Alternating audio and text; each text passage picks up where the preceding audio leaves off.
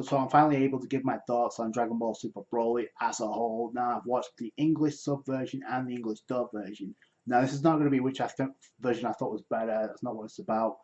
Obviously, you can make your own conclusions if you want to, but I'm pretty sure 90% of the audience could walk away from the cinemas or from the rooms after watching this movie and be satisfied. There's something for everybody in this movie, whether you're a Vegeta fan, whether you're a Goku fan, a Broly fan, or spoiler alert, a Gogeta fan. Come up with a plan to like get Kakarot out of here, and Gita's like, why can't I go with him? And it's because Bardock says, oh, you'll be found out if someone else goes with him with average type power levels, which I don't necessarily agree. It was a touching scene. Like I said, he had all emotional outbursts in this movie, not just from Bardock and Guinea's perspective, but also from Broly's perspective as well.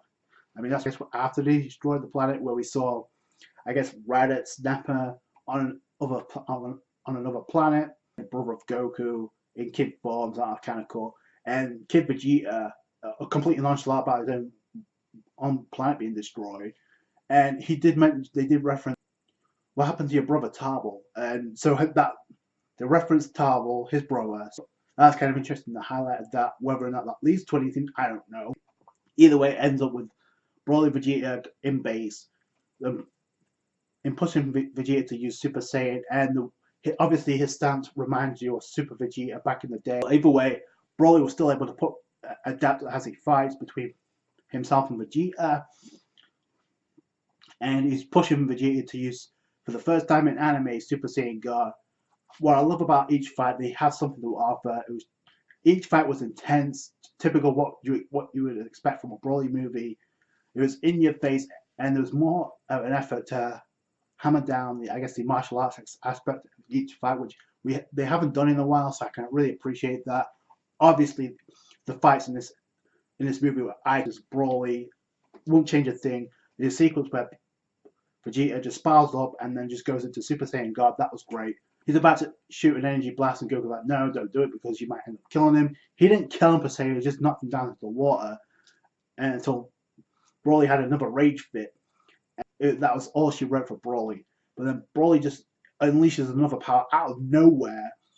And apparently it's been described as the power of an Azaru or a Great Ape without actually transforming into one, but not having the state of mind to control it. So that's how it was described. So I love that. I guess a lot of people want to throw that to Super Saiyan 4 power without actually having the mode. Whatever. Either way, he powers up, and then he pretty much tanks a hit. And obviously we've seen this in the trailer, but he tanks a hit from Super Saiyan God Vegeta. And seeing it just in a short clip, or seeing it in a compact movie was great. You can, oh man.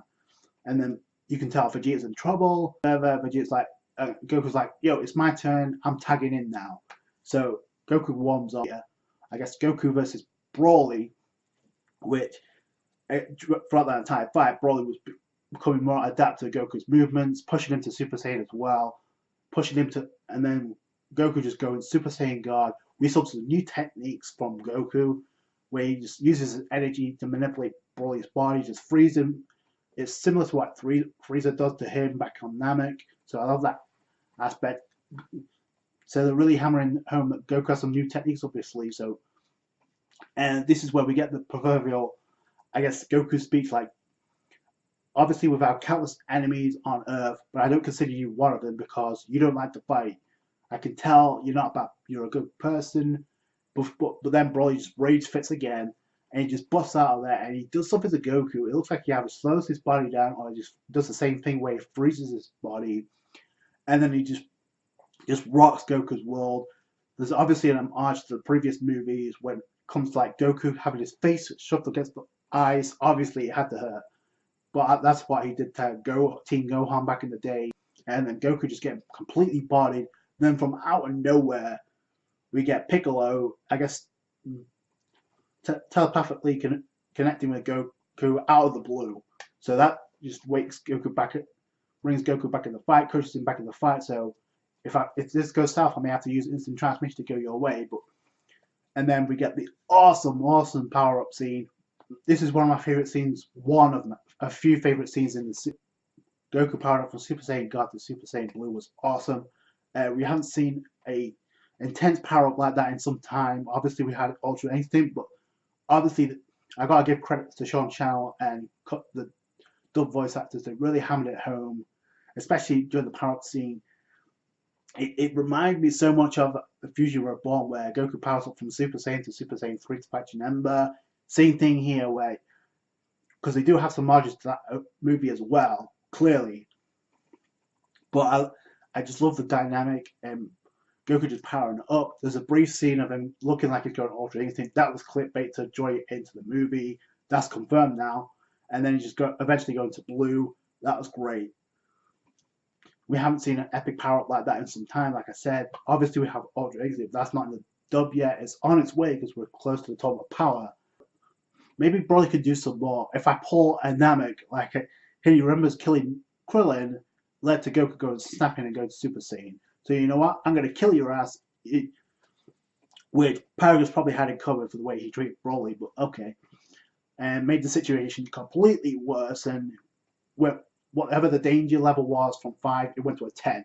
Because he shot Paragus. And Frieza, I love the way that Frieza just got Broly's attention. Oh, Broly, look what happened with a straight energy blast. It took out your father.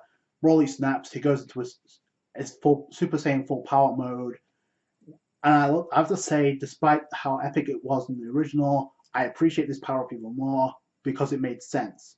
Because of losing his father, him snapping into a Super Saiyan and unleashing that power for the first time, it made so much sense. Though the fight is serious. When Goku loses his shirt, we see what happens. We saw it with Jiren, we saw it with Frieza, we saw it with Broly. But even that wasn't enough. So Vegeta's finally like, you know what? I'm tagging in too. Let's take this guy down. They tried to 2-on-1 against Broly with Goku and Vegeta. Goku firing up the Kamehameha.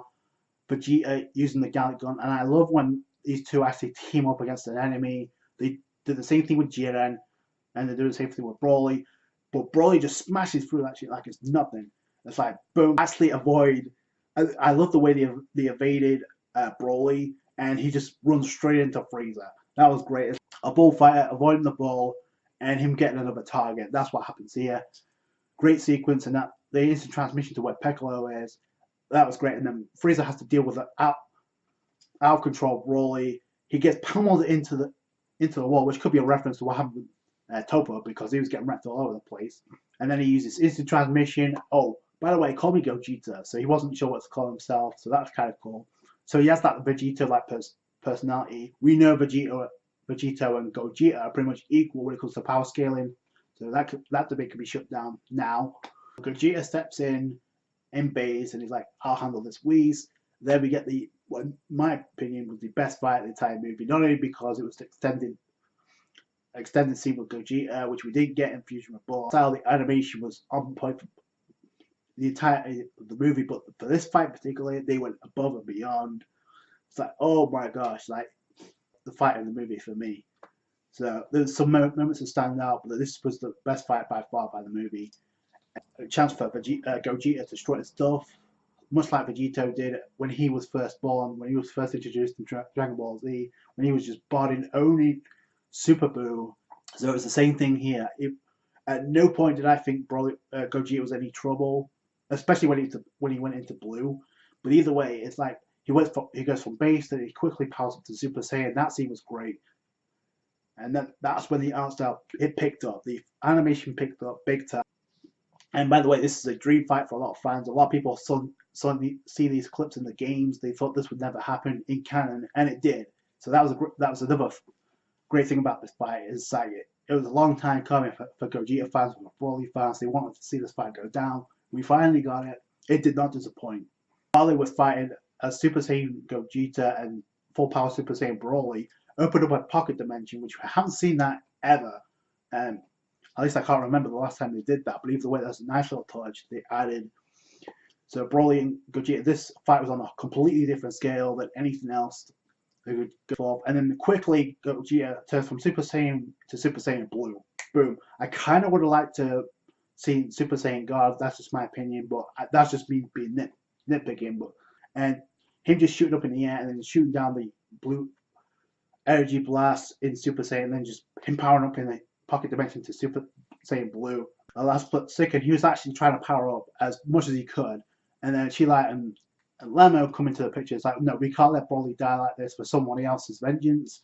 So they have a plan to gather the Dragon Balls. By the way, there's one scene where Broly just fires an energy blast, and you see Gogeta just obeyed it like on some Ultra Instinct type of deal. I don't know if that was the case. We never got to see Super Saiyan Blue, which for Broly to a nearby planet before Gogeta fires a Kamehameha. By the way, I love that scene where he's about to fire the Kamehameha. It does connect, and then Broly just gets wished to the same planet that he grew up on, and that's why Sheila and Lemo try to track him down. Before they tried to escape, Frieza's about to shoot him down. Gogeta's like, nope, let him go. And Frieza's like, I'll be back next time, so that the proverbial pinky in the brain. That's Frieza's new role now. But either way, it was an interesting idea. Instead of having Broly killed off, they decided to keep him around for marketing purposes, obviously. Now, as to this point, there's a huge debate, a huge confusion of whether or not Toei are actually serious about episodes being in production, or whether or not it's actually fake. The case may be, we know at some point the anime is going to make a return, and these characters are kept in reserve for when that happens. Frieza and obviously Broly, it happened with a Tournament of Power. Let's not have Frieza be killed off. Let's have him stick around. Let's not have Broly be killed around. Let's stick around, and that's fine. There's a dipping into the proverbial cookie jar, the nostalgic cookie jar. Eli and Lemo find Broly on the same planet he grew up on. Some time has passed. Goku uses instant transmission to find out where they are. Before then, we got a speech by Frieza saying, "Oh, let Broly and those others be. Let the traitors be. We'll let them nurture Broly until he's sufficient enough to control his power. So he'll be more useful to my Frieza Force. I still want to make my Frieza Force grow. So obviously, it's a complete victory for Goku and Vegeta. So I need someone to even up the odds." Interesting, they left that open. A lot of people already want to make the speculations of who they're going to introduce next into the canon of Toriyama's mind, arriving on the planet where Broly and Sheila and Lemo are at. Pretty much want to give into a capsule house so they can provide food and so they can survive. And truth be told, so Goku could actually battle Broly again and again. So I'm going to come back to this planet and just spar all over the place. And I love there's a friendly rivalry. Looks like there's a rivalry between the two now. They don't make him necessarily an ally, but they don't really make him a threat either. So it's like, Sheila kind of makes that point clear. So you're not touching my man at all. So you're going to get off whatever plan you have and leave us be. And Goku's like, I've got no plan. I want to come back and challenge him though, because fighting Broly out of the blue kind of made me realize how much stronger I need to get. You're stronger than me. And he makes a comment where he's stronger than Beerus. I don't know if Goku was being nice, if he's completely honest, but either way, that's going to be an interesting comment. Broly's kept in reserve whenever he's needed, if and when the Super Anime continues. It's going to be interesting if they do a return of the Dragon Ball Super Broly movie in Dragon Ball Super Anime capacity. If the art style of the animation is going to be different, they can expand on certain things, like I said, like the scenes. Certain things got cut down, because obviously for time constraints. Sheila asking Goku what his name was, and people call me Goku, but you know what, Broly, you call me Kakarot. When I heard that, I was taken back, because when have you ever seen Goku acknowledge his name as Kakarot, ever? So that was kind of cool, and he uses his transmission, and that's how the movie ends. So obviously, this is enjoyable from start to finish. I would go back and watch it multiple times, and it definitely, I don't think it's overhyped at all. It's definitely the best Dragon Ball movie I've ever seen, personally, in this lifetime. There's going to be more down the road, and it's going to be interesting what that next project Toriyama's going to be working on. What cash cow are they going to be raking in next time for the nostalgic, for their money grabby purposes? Maybe they're going to bring back Cooler. A lot of people seem to think that's the case. Or maybe they're going to bring back another nostalgic act, which could be just as good, in the form of Emperor's Pilaf. No, I'm just kidding. It could be Ultra Instinct the Archer. Confusion of what happened with, I guess, Napte in Miami. Was it fake, or was it legit? Or was it Toei Animation trying to cover up the tracks? Like this video if you did. Subscribe to have more Dragon Ball Super. Catch you guys later. Bye.